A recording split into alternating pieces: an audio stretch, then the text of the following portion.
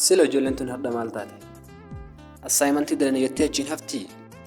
Ani immoo assaayimentii kiyya bakka seenee argachuu qabu.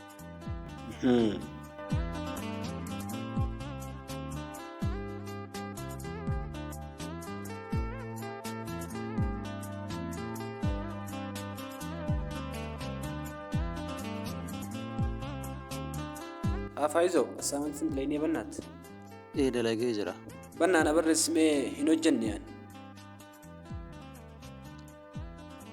Ayyeesh.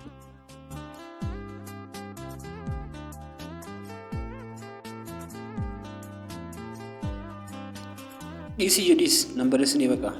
Dhiisii hin barbaadu.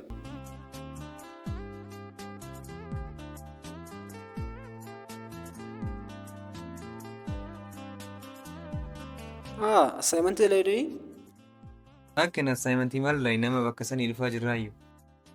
Bannaa taachuu sababa keessanii dhiisee dhufe cirraa akkamitti argadde? Eenyutu dalage qara? Coomne sani kaa? Maal rakkoo qabaree walumaan deemnee dhaynee gaafannee waliin galmooyna.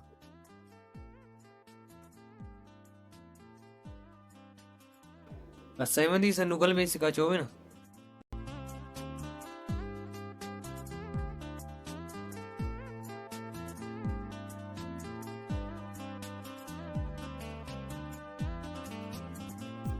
Akkaatni tuffatee inni sun maa coomina kan?